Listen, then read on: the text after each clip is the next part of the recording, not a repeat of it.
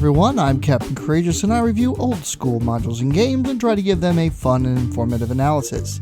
This week I'm doing something a little bit different. I'm not reviewing an old school game or module, but a short novella, Maze of Peril, that was inspired by old school Dungeons & Dragons game sessions. Written by Basic Dungeons & Dragons author John Eric Holmes, the characters in the story are actually based on those from his own homebrew campaign. So let's open the covers and take a look at the Dungeons & Dragons inspired story, Maze of Peril. Before I begin, I would like to ask if you enjoy this content that you subscribe to the channel and click the little bell so you'll get all my updated content. Like, comment, and share, as engagement helps YouTube decide what videos to present on your homepage. Also, I am an affiliate of DriveThruRPG, and if you are inspired to make a purchase there due to one of my reviews, then please use the affiliate link in the description. It's not a lot, but what that does do is give me enough credit to purchase other things I can use for future reviews for the channel. Alright, let's begin. Maze of Peril was published in 1986 and written by John Eric Holmes, known as being the writer of the original Blue Box Dungeons & Dragons game. Like the short stories in Dragon Magazine and Alarums and Excursions, it follows the exploits of Boinger the Halfling and Zareth the Dark Elf. The pair are joined by Murray the Mage, the Knight Sir Joffrey, Bardin the Dwarf, the Cleric Brother Ambrose, and there's even an Amazon, Lady Hortensia. The names of the characters and their adventures are heavily based on Holmes' own campaign, the halfling character Boinger belonging to his son Chris. The base of operations for this motley party of adventurers is the port town of Caladan, which is close to an underworld labyrinth rumored to be filled with fabulous treasure, and most of the story centers around the explorations of this dangerous place. Last year, I did a walkthrough video of the introductory dungeon adventure in the Holmes Basic Set, The Tower of Xenopus, and in many respects, there are parallels to that initial dungeon here. Holmes does very little actual world building, except sprinkles of the settings are mentioned here and there. In the metropolitan town of Caladan, various humanoid races interact quite freely, including lizardmen, centaurs, and even the dark elf Zareth walks around unmolested. Brother Ambrose and the Knight Sir Joffrey are definitely Christian. Brother Ambrose's spells are in Latin. The cleric mentions he needs to attend morning mass. The warrior refers to himself as Sir Joffrey Haymort of the Cross, and Christian values and fair play are mentioned more than once throughout the story, and for the most part it absolutely works within the context of the story, though Boinger the Halfling calls out to Mitra and Crom on more than one occasion as well, indicating that the setting has a pantheon of sorts, but this is never explored in detail. The Amazons apparently have a prominent island nation and are known for their powerful navy as in the legends, and their archers are even missing a breast, as some legends indicate as well. In other words, this setting is a mishmash, Dungeons & Dragons style world, the kind of homebrew setting one might find in the early days of the game. It is also clear that Holmes is borrowing heavily from Lovecraft, Robert E. Howard, and Fritz Leiber for inspiration, and that also works to give the story a strong pulp fantasy feel. In fact, the relationship of Boinger the Halfling and Zareth the Dark Elf is mildly reminiscent of Favard and the Grey Mouser. The massive underworld that the adventurers ultimately explore end up being the lair of a rather well-organized group of so-called frogmen who worship the sea god Dagon. And in fact, their main temple is home to a massive statue of the god. The initial excursion into the Dagonites complex nets the adventurers a solid gold statue of said god, which, upon return to Caladan, is promptly melted down into gold ingots and distributed amongst the party without thought or care by the adventurers. Unfortunately, the life of the dwarf Bardin and one of the mercenaries they'd hired for the excursion is lost. There are further repercussions when the body of the interred dwarf is found to have been stolen from his grave mere days after his funeral.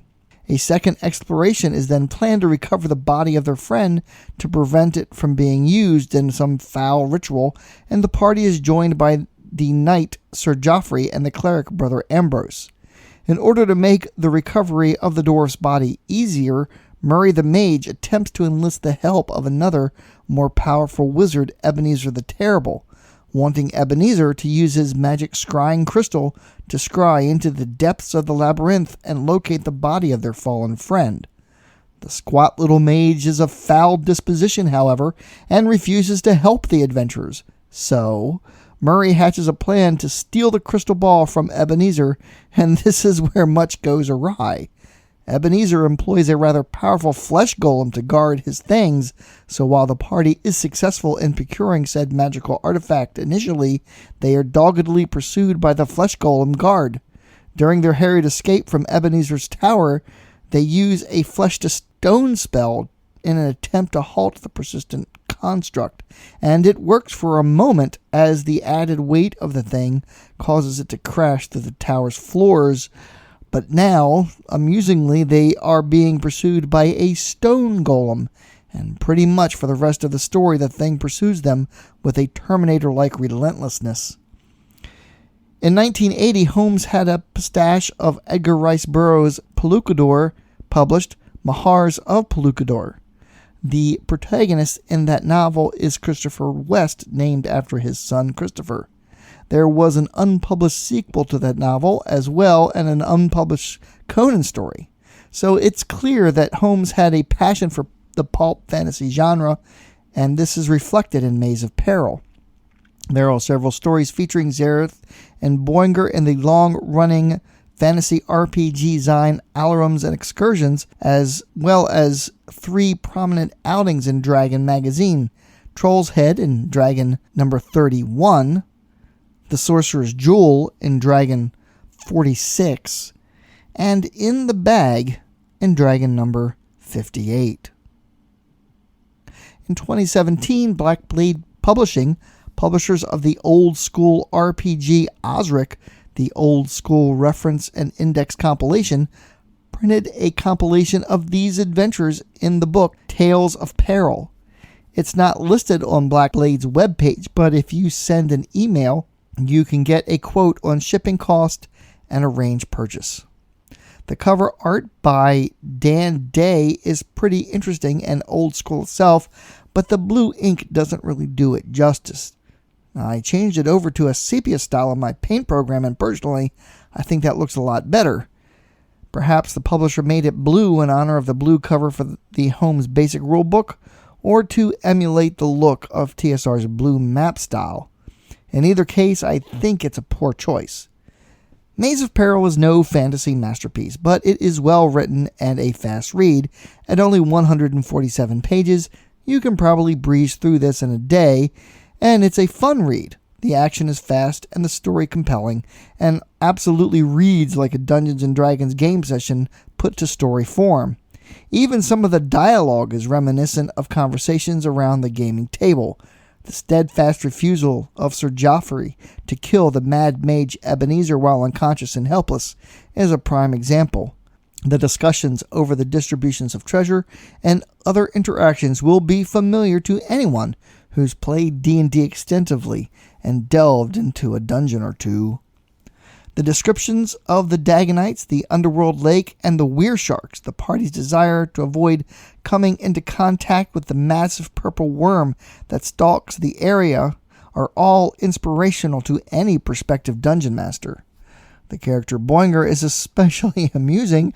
The little halfling's penchant to bed the most beautiful women in the story, such as the tavern wench Suna and later on the Amazon warrior Lady Hortensia, will certainly give the reader a chuckle, and that's where the charm of the thing lies, is in the characters. At one point, Boinger leads Ebenezer's determined stone golem on a merry chase through the Dagonites' massive underground realm and into the jaws of the purple worm they had all been trying to avoid. Later on, the Dagonites, tired of dealing with the incursions of the adventurers, perform a ritual that brings their Dagon idol to life and sicks the thing on them.